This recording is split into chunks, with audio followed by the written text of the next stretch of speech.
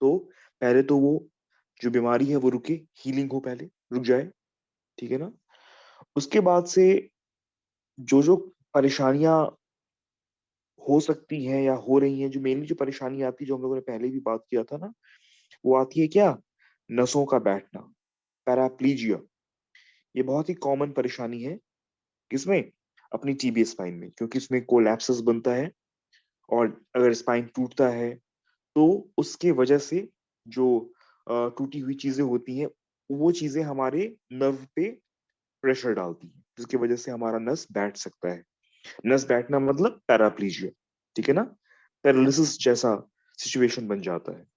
तो इस चीज को खोजना और ठीक करना, ठीक है ना, ये भी हमारे ट्रीटमेंट का एक पार्ट है। तीसरा पार्ट क्या है? केयर। जिस समय में हमारी बीमारी ठीक हो रही है, उस समय में हमें अपने कमजोर वर्टेब्रास को बचाना, उसकी देखभाल करना, उसका केयर करना, ठीक है ना। और चौथी चीज, टीबी स्पाइन में जो एब्सेस बन रहा है, कौन सा एब्सेस? Cold abscess. उसको भी हमें ट्रीट करना है। जो हमारा जो कोल्ड एब्सेस, जिसकी वजह से ये सारी परेशानियां या पैराप्लीजिया या डिस्ट्रक्शन ऑफ स्पाइन होने की संभावना ज्यादा होती है, उस एब्सेस को ठीक करना हमारा काम है, ठीक है ना। तो देखो, हम जो है वो केयर ऑफ स्पाइन कैसे करेंगे, ठीक है ना। हम जो है स्पाइन की केयर कैसे करेंगे, क्योंकि हमें जो है, जिस समय में मरीज अभी अपनी एक्टिव, उसकी बीमारी अभी बहुत तेज है, उस समय में हम मरीज को क्या चलाना फिराना शुरू कर देंगे? जिस समय में बीमारी बहुत तेज है, एक्टिव स्टेज में है बीमारी, हम क्या चाहेंगे कि उस सिचुएशन में मरीज के स्पाइन को आराम मिले। ऑलरेडी अंदर में काफी तोड़ चल रही है, तो हम चाहेंगे कि मरीज आराम में रहे, ताकि उसकी जो कमजोर वर्टिब्रास हैं वो ज्यादा और कोलैप्स, जो वर्टेब्रा का जो कोलैप्स है, वर्टेब्रा का जो बैठना है, उसका जो डिसलोकेशन है, डिस्ट्रक्शन है, वो क्या हो? वो ना हो, ठीक है ना। हम चाहेंगे कि वो चीजें, ये सब चीजें चीजें ना हो, ठीक है ना। इसलिए हम मरीज को रेस्ट करवाते हैं। सिर्फ रेस्ट करने से बात नहीं बनेगी, तो हमें कुछ अलग अलग ब्रेसेस या जैकेट्स का इस्तेमाल करना होता है मरीज को रेस्ट करवाने के लिए, मरीज के वर्टिब्रा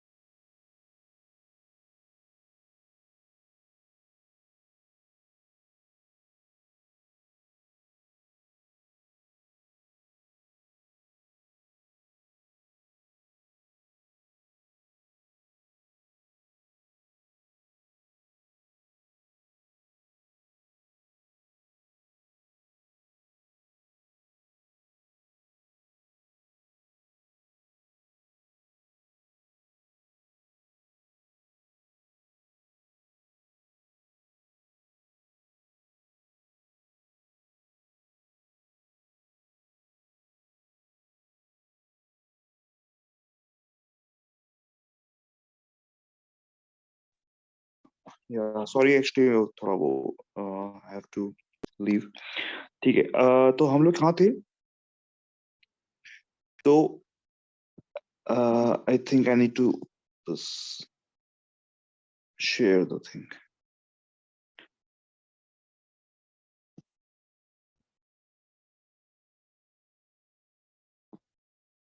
ठीक है ना?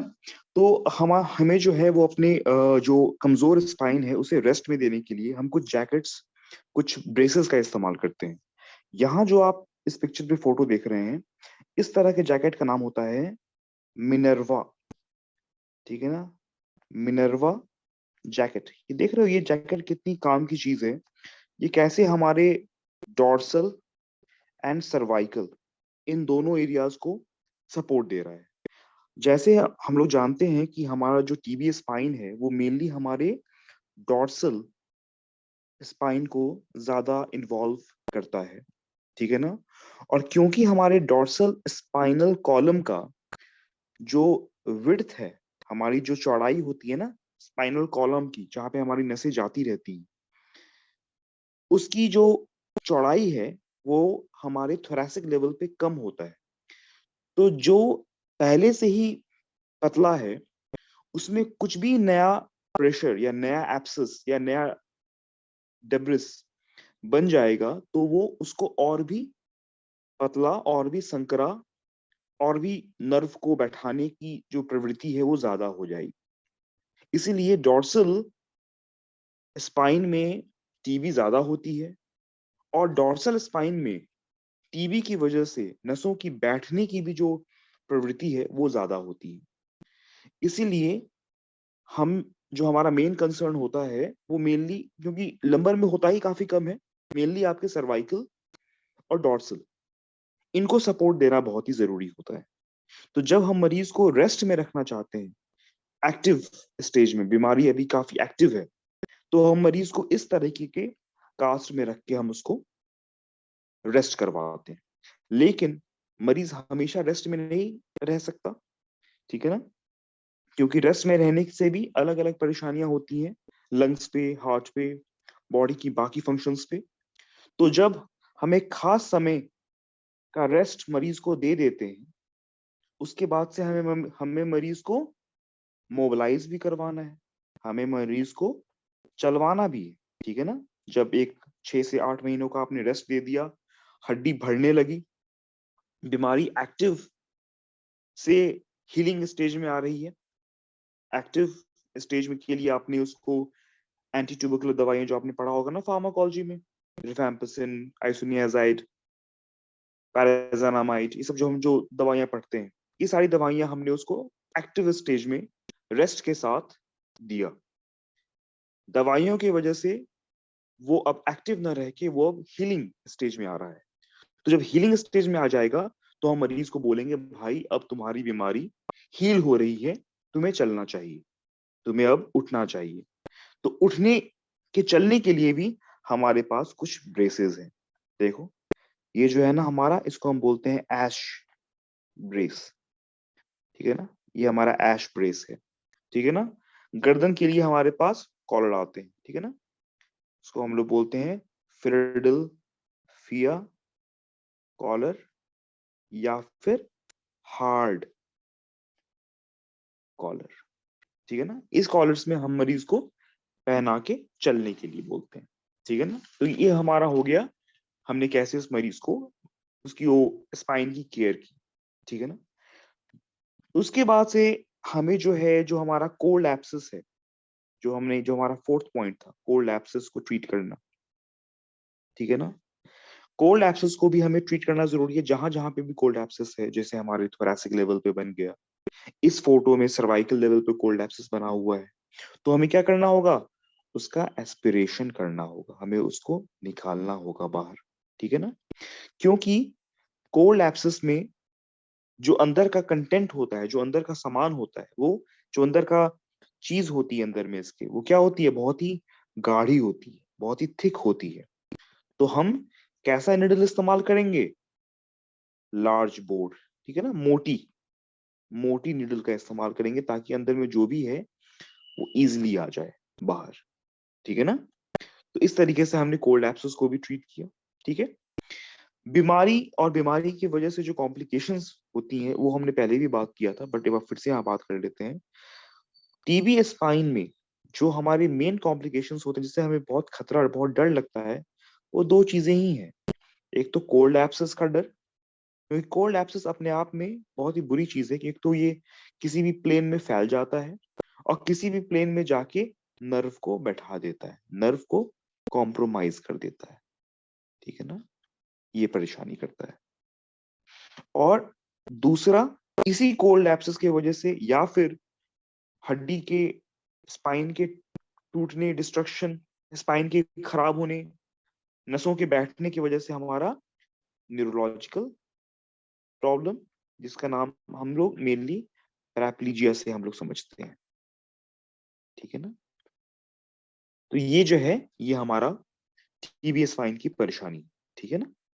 अब एक खास नाम दिया गया है अब टीबी स्पाइन, स्पाइन के टीबी की वजह से जो पैराप्लीजिया होता है, जो नसों बैठ जाती हैं, पैरालिसिस हो जाती है, उसका नाम है, एक साइंटिस्ट थे जिन्होंने बहुत ज्यादा काम किया है टीबी स्पाइन पे, पॉट्स, उनका नाम है पॉट्स।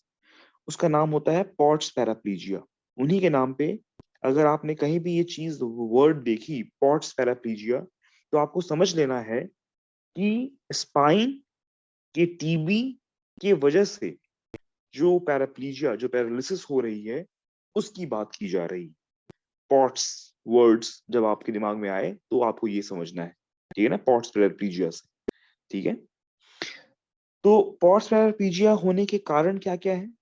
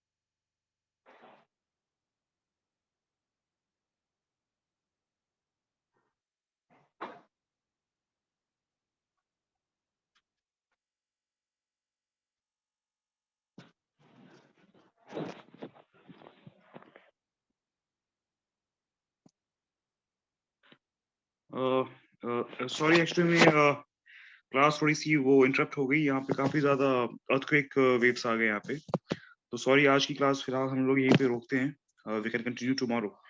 आज पता नहीं शायद आप लोगों ने फील किया या नहीं फील किया, काफी ज्यादा स्ट्रॉन्ग वेव्स थे। आप लोगों की तरफ फील हो रहा है, फील हुआ है क्या अर्थक्वेक? लोग हैं चले गए?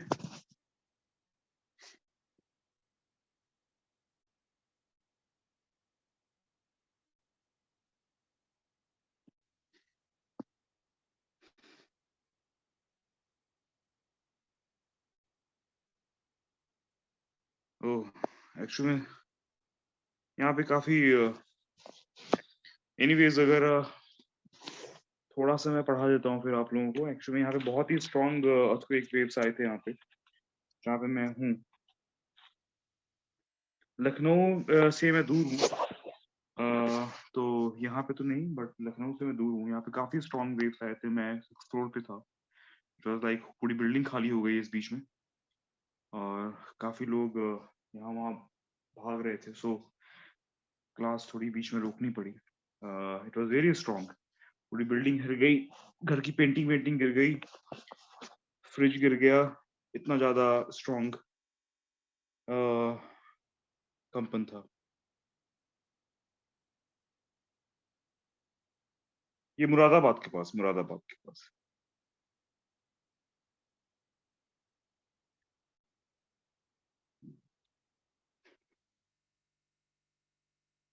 चलो ठीक है, थोड़ा सा पढ़ लेते हैं, ठीक है ना? आई थिंक थोड़ा सा पढ़ लेते हैं, चलो ठीक है।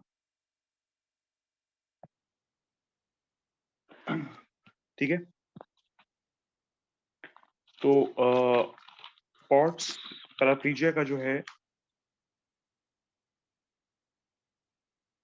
हाँ आप लोगों का वो कॉल देखा मैंने अभी, मैं था ही नहीं इसलिए आप लोग, सॉरी, चलो ठीक है। तो यहाँ पे देखना जरूरी है ना कि पॉट्स पैराप्लीजिया का रीजन क्या है, ठीक है ना? पॉट्स पैराप्लीजिया होता क्यों, ठीक है? तो देखो, पॉट्स पैराप्लीजिया हो सकता है आपको इन्फ्लेमेटरी एडिमा की वजह से, हमारा जो टीबी हुआ उसका जो इन्फ्लेमेशन हुआ उसके वजह से अगल बगल में पानी है, स्वेलिंग, फूलना हो सकता है। वो जो एडिमा होता है उसकी वजह से हमारी नस बैठ सकती है, तो पैराप्लीजिया हो सकता है, ठीक है?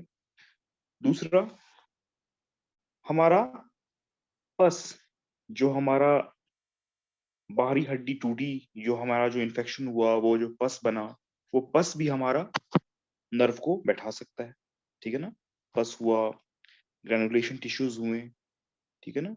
ये सब क्या करेगा, ये सब हमारे नसों को बैठाएगा, ठीक है ना। तीसरी चीज, जब इन्फेक्शन होता है और जब हड्डी टूटती है तो उसे हम क्या बोलते हैं, उसे हम बोलते हैं, जब हम लोग बोन की इन्फेक्शन पढ़ेंगे ना, ऑस्टियोमाइलाइटिस पढ़ेंगे, तो हम पढ़ेंगे कि सिक्वेस्ट्रा क्या होता है, सिक्वेस्ट्रा, ठीक है ना। फिर फोर्थ चीज हम पढ़ेंगे इंटरनल, जो हमारा रीजन होता है। एक हमने पढ़ा था ना, कल पढ़ा था हमने गिब्बस काइफस, जो मैंने आप लोगों को फोटो भी दिखाई थी।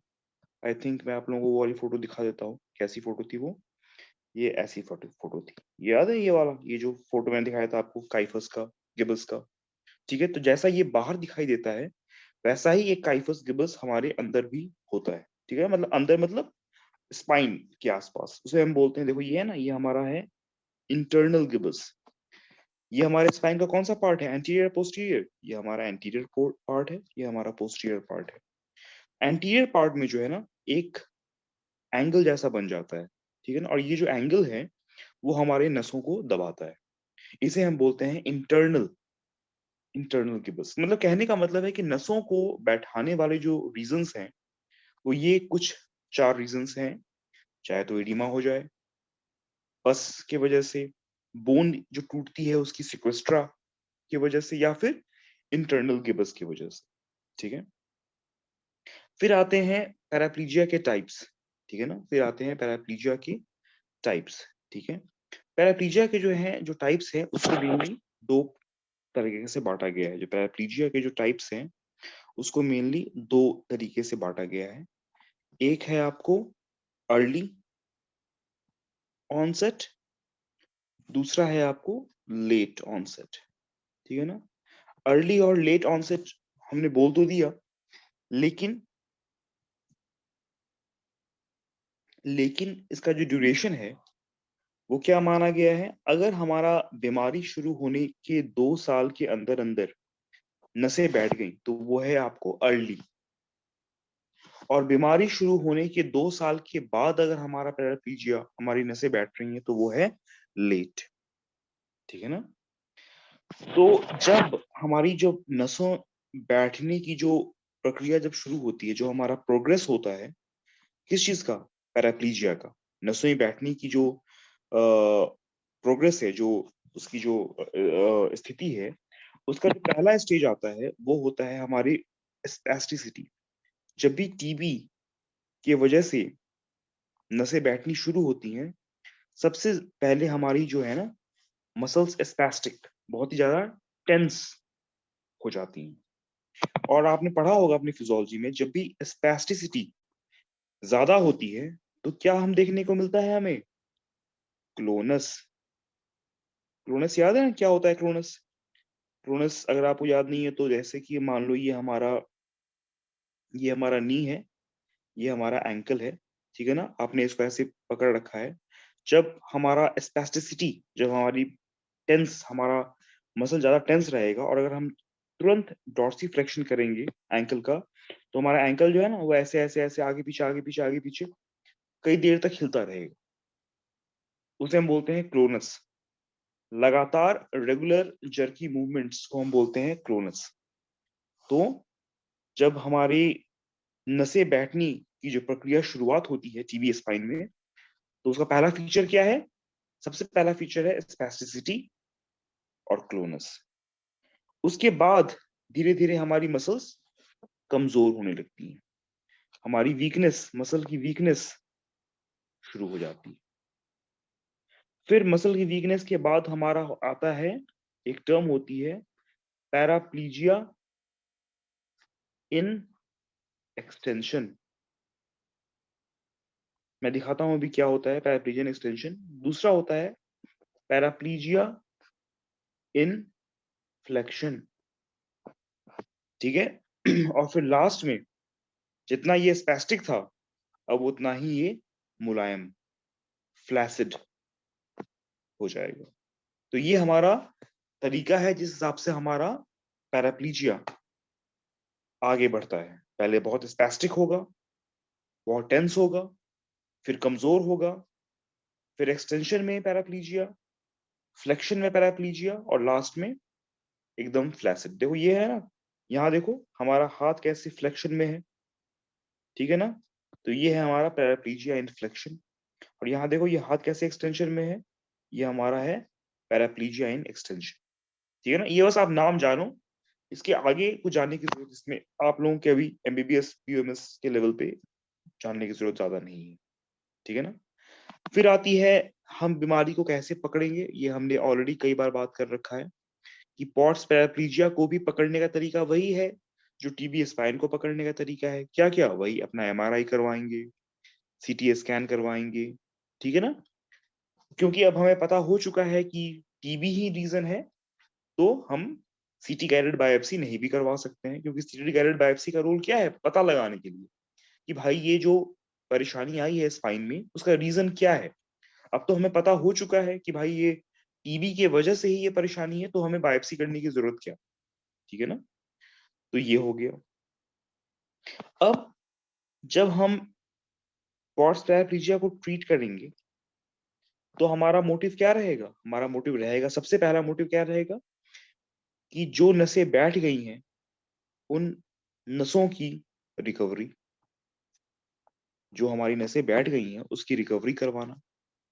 ठीक है ना, जो स्पाइन, जो वर्टेब्रा टूट चुके हैं बीमारी की वजह से, पॉट्स के वजह से, उसको, उन सेगमेंट्स को, उन पोर्शंस को क्या करना, स्टेबल करना, दोबारा से सही पोजीशन में लाके स्थिर करना।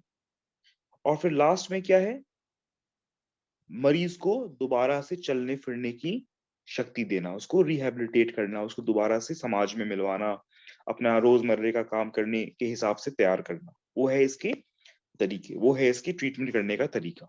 ठीक है ना, पहले नसों को पहले फ्री करो, फिर टूटी हुई जो हड्डियां हैं उनको स्टेबल करो, और फिर उसको रिहेबिलिटेट करो। ठीक है ना, अब पॉट्स को ठीक करने का भी जो तरीका है वो भी अपना दो तरीके का है। किसी भी ट्रीटमेंट का जो तरीका होता है वो क्या होता है, दो तरीके का, एक दवाइयों से, एक सर्जरी से।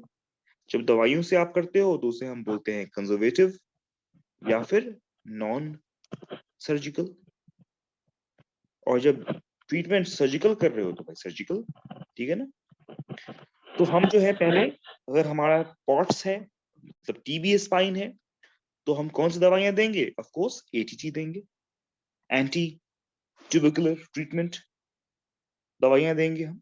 ठीक है ना, वही सारी चार जो दवाइयां अपनी होती हैं, वो दवाइयां जो अपनी सिप्टोमाइसिन, ये सब जो अपनी 5 दवाइयां आपको पता है, फर्स्ट लाइन सेकंड लाइन जो दवाइयां अपनी हैं, वो सब दवाइयां हम देंगे इसके लिए।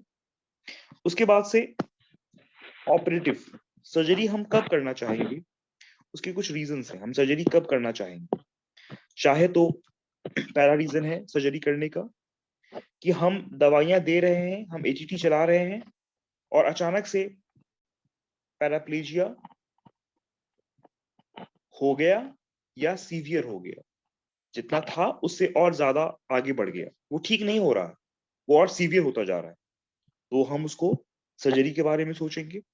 ठीक है ना, पैराप्लीजिया जो है वो काफी तेजी से बढ़ रहा है, इतना तेजी से बढ़ रहा है कि बीमारी को आप दवाइयों से ठीक करने के बारे में नहीं सोच सकते। चाहे तो कोल्ड एब्सेस बहुत तेजी से फैल रहा है, इसलिए नसें बहुत तेजी से बैठ रही हैं, तेजी से फैलने वाला पैराप्लीजिया, उसको आप दवाइयों से इफेक्टिवली नहीं रोक पाओगे, तो हमें तुरंत उसको सर्जरी करके अंदर का जो पस है, अंदर का जो सामान है जो नसों को दबा रहा है, उसे फ्री आउट, उसे आपको रिलीज करना रहेगा। ठीक है ना, तीसरा, जो स्पेसिफिसिटी है, जो मसल्स के टेंस, जो हमने पढ़ा था ना कि टीबी के पैराप्लीजिया का जो पहला स्टेज है वो क्या होता है, स्पैस्टिक, टेंस हो जाना।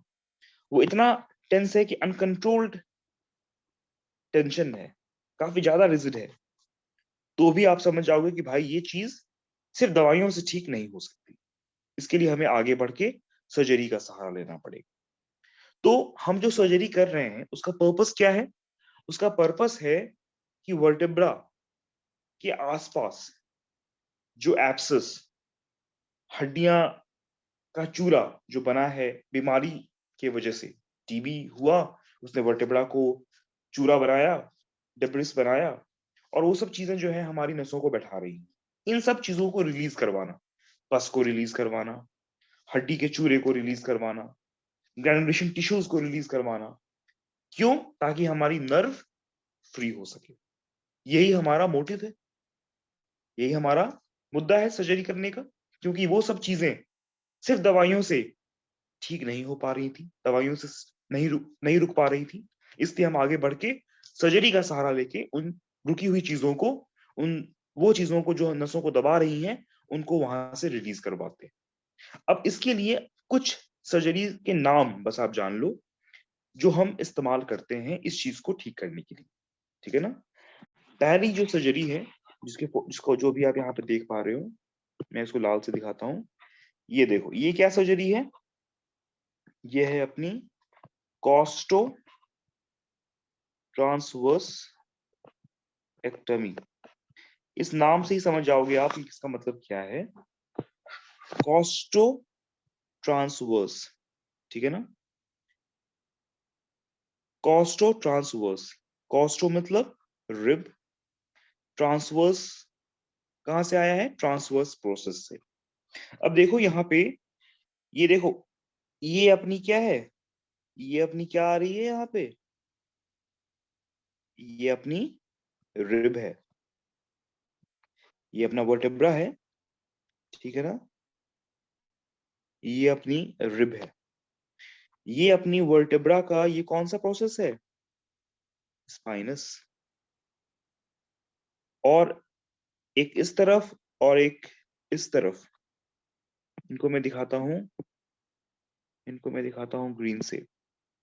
एक इस तरफ और एक इस तरफ जो देख रहे हो, ये क्या है? ये है अपना ट्रांसवर्स प्रोसेस, ठीक है ना। तो देखो, आपके राइट साइड में हमने एक तरफ का ट्रांसवर्स प्रोसेस और एक रिब हमने हटा दी, ताकि यहां अंदर में देख रहे हो ये जो नसें जा रही हैं, ये पतली पतली जो ये नसें जा रही हैं, इस पे क्या था? इस पे प्रेशर था, इस पे पस का, हड्डी के चूल्हे का प्रेशर था। जब हमने ट्रांसवर्स प्रोसेस और एक तरफ की रिब काट दी, तो अंदर का बंद सामान निकल गया, रिलीज हो गया। तो अंदर की नसों पे जो दबाव था, जो पैराप्लेजिया करवा रहा था, वो फ्री हो गया। तो एक ये सर्जरी का तरीका है। दूसरा जो सर्जरी हम करते हैं वो है अपना ALD। ALD का फुल फॉर्म क्या है? एंट्रो लैटरल डिकम्प्रेशन। डिकम्प्रेशन का मतलब क्या होता है? डिकम्प्रेशन का मतलब होता है कंप्रेशन हटाना। जो कंप्रेशन था, जो दबाव था, उसको रिलीज करना, वो अपना डिकम्प्रेशन होता है। तो इसमें भी हम हटाते हैं क्या क्या? इसमें भी हम एक रिब हटाते हैं, इसमें भी हम एक तरफ का ट्रांसवर्स प्रोसेस हटाते हैं। ये दो हम तो हम कॉस्टो ट्रांसवर्क्टमी में भी कर रहे थे, लेकिन उसके अलावा, रिब्स और ट्रांसवर्स प्रोसेस के अलावा, जो कि हम कॉस्टो ट्रांसवर्क्टमी में भी कर रहे थे, उसके अलावा हम यहाँ पे दो चीजें और हटाते हैं। वर्टेब्रा का पेडिकल, और ये है ना अपनी बॉडी है, ये जो गोल चीज देखते हो ना, ये अपनी बॉडी है, बॉडी का कुछ पोर्शन, ठीक है ना। ये जो यहाँ पे देख रहे हो ना, यहाँ पेडिकल होता है, जो अपनी वर्टेब्रा की आंखें होती है ना, पेडिकल, ठीक है ना। आपने पढ़ा होगा ना, अपने पोस्टीरियर पोर्शन में पेडिकल होता है, लैमिना होता है, फेसेट जॉइंट्स होते हैं ना, posterior process, posterior aspect of the vertebra में। तो हम कॉस्टो ट्रांसवर्सेक्टमी में किए गए रिब्स और ट्रांसवर्स प्रोसेस के अलावा हम ALD में दो चीजें और हटाते हैं, पेडिकल भी हटाते हैं और बॉडी ऑफ द वर्टेब्रा का थोड़ा सा पोर्शन भी हटाते हैं। इसे हम क्यों हटा रहे हैं? ताकि हमें ज्यादा एरिया रिलीज हो सके, ज्यादा से ज्यादा जो अंदर का सामान है वो बाहर निकल जाए, ताकि अंदर की नर्व फ्री हो जाए, ठीक है ना। इसके अलावा जो हम थर्ड ऑपरेशन करते हैं इसका, उसका नाम है Hong Kong Hong Kong procedure. Hong Kong procedure, इसमें हम क्या करते हैं? इसमें जो भी हमारा वर्टेब्रा खराब हो रखा है टीबी की वजह से, उसको हम वहां से निकाल देते हैं। लेकिन अगर हम उसको वहां से निकाल देंगे तो हमें कुछ तो चाहिए होगा अच्छे ऊपरी और अच्छे निचली वर्टेब्रा को साथ में रखने के लिए। तो उसको साथ में रखने के लिए हम एक रिब का टुकड़ा लगा देते हैं। रिब, अपनी छाती की जो है ना रिब, उसका एक टुकड़ा इस दो अच्छे वर्टेब्रास को स्टेबल करने के लिए लगा देते हैं। उसे हम बोलते हैं हांगकांग प्रोसीजर। ठीक है ना। और एक और प्रोसीजर करते हैं, उसका नाम होता है लैमिनेक्टमी। लैमिनेक्टमी, लैमिना कहाँ होता है? लैमिना हमारे वर्टेब्रा के पोस्टीरियर एस्पेक्ट में होता है। लैमिना, लैमिना देखो ना, ये लैमिना है। ये देख रहे हो, ये जो ऐसे जो ये पोर्शन आपको दिखाई दे रहा है, ये पंख जैसा, ये हमारा स्पाइनस प्रोसेस है। ये दो ट्रांसवर्स प्रोसेस हैं। ये जो प्रोसेस देख रहे हो बीच का, वो लैमिना है। जब लैमिना को रिलीज कर दोगे तो भी क्या होगा? तो भी हमारा जो है वो अंदर का जो कलेक्शन है वो बाहर निकल जाएगा। तो मतलब कहने का मतलब ये कुछ 3-4 प्रोसीजर्स है जो कि हम करते हैं अंदर के बंद पस या डेब्रिस को रिलीज करने के लिए। ठीक है ना। अब कुछ फैक्टर्स होते हैं जिसपे डिपेंड करता है कि हमारी बीमारी की प्रोग्नोसिस, हमारा बीमारी कैसा रहेगा। पहला जो फैक्टर है वो है एज। देखा गया है कि बच्चों में अगर ये बीमारी होती है तो वो जल्दी ठीक हो जाती है। बच्चों में बीमारी अगर होती है तो उसका जो सही होने के चांसेस हैं वो ज्यादा अच्छे होते हैं। फिर होता है सेकंड, ऑनसेट। ये देखा गया है कि अगर 2 साल से कम वाली यानी कौन सी, अर्ली ऑनसेट, और 2 साल से ज्यादा वाली यानी लेट ऑनसेट, तो देखा गया है कि जो अर्ली ऑनसेट वाली जो है ना, उसकी बीमारी जल्दी ठीक होती है, लेट ऑनसेट वाली नहीं ठीक होती है। ठीक है ना। तीसरा है फैक्टर ड्यूरेशन। अगर मान लो किसी को ये बीमारी 6 साल से है, किसी को बीमारी 12 साल से है, तो 12 साल वाले की बीमारी की ठीक होने के चांसेस कम हो जाते हैं।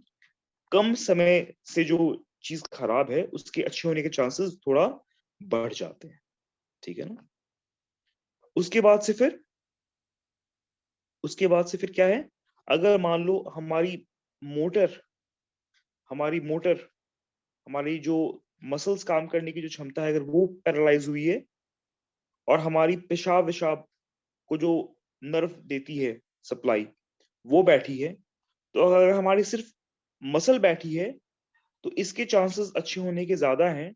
अगर हमारे यूरिनरी स्फिंक्टर, एनल स्फिंक्टर्स, यानी हम अपनी मर्जी से डिफिकेट नहीं कर पा रहे, हम अपनी मर्जी से यूरिनेट नहीं कर पा रहे, तो उस तरह के पैरालिसिस के सही होने के चांसेस थोड़े कम हो जाते हैं।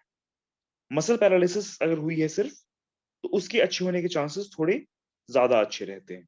लेकिन अगर आपकी पेशाब और पॉटी का कंट्रोल खत्म हो गया है तो उसके सही होने के चांसेस कम हो जाते हैं। ठीक है ना।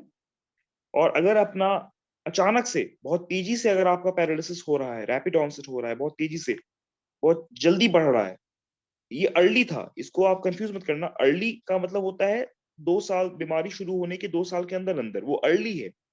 रैपिड का मतलब क्या होता है हिंदी अर्थ? तेजी, तेजी से भागने वाला, तेजी से पैरालिसिस होने वाला, तेजी से बीमारी बढ़ने वाला, तो उसका जो है सही होने के चांसेस कम हो जाते हैं। तो ये जो है वो अपना क्या था, टीबी का ट्रीटमेंट, पॉट्स पैराप्लीजिया का ट्रीटमेंट। ठीक है ना। और उसको असर करने वाले कुछ फैक्टर्स। ठीक है। तो कल हम लोग जो है वो एक नया डिजीज पढ़ेंगे स्पाइन का। ठीक है ना। टीबी स्पाइन आपका हो गया, जो कि आपका एक पोर्शन था, टीबी स्पाइन। टीबी स्पाइन के अलावा पॉट्स पैराप्लीजिया भी आपका कवर हो गया है। अब इसके आगे, या पॉट्स स्पाइन, या POTTS, POTT। ठीक है ना। या पॉट्स, ठीक है ना। तो ये कवर हो गया आपका।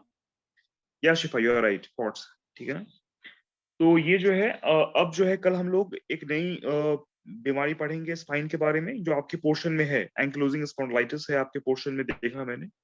तो कल हम लोग वो देखेंगे। ठीक है ना। आपका टीबी स्पाइन बहुत ही कॉमन है, और सवाल के भी हिसाब से और ओपीडी के भी हिसाब से। तो ये इसलिए थोड़ा इसको मतलब आप लोगों के लेवल पे अभी जितना अभी बताया है वो मोर देन सफिशिएंट है। बस ये समझ लें कि क्या उससे क्या होता है।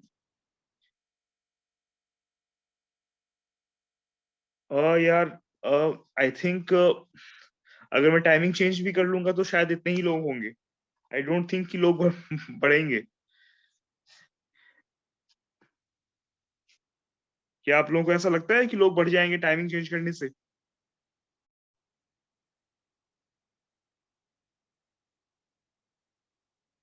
अच्छा।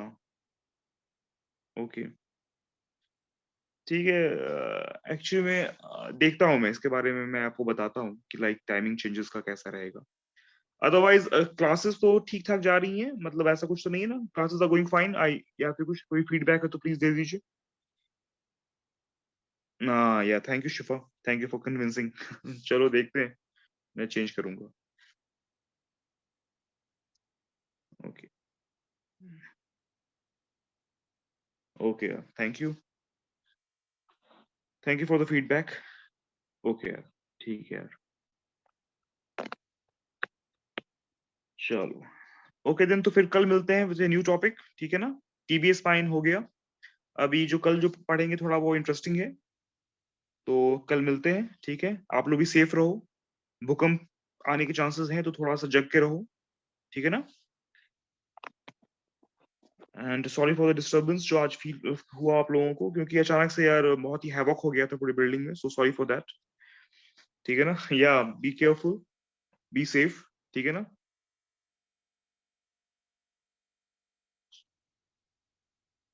ये दिल्ली एनसीआर एरिया में आया है, दिल्ली एनसीआर एरिया में, ठीक है ना? दिल्ली एनसीआर में जो आपका नोएडा है, मुरादाबाद है, ये सब एरियाज में काफी है। तो अगर आपके जो कुछ रिलेटिव्स हैं दिल्ली एनसीआर एरिया में, उनको भी आप इन्फॉर्म कर दो। राइट, मैं आप जो आपके जो रिलेटिव्स हैं उनको आप इन्फॉर्म कर दो, और कभी कभी ये अपना एपिसेंटर चेंज करता रहता है, तो ऑलवेज बी केयरफुल। ठीक है, चलो फिर, okay then, see you guys tomorrow. Okay, thank you, good night.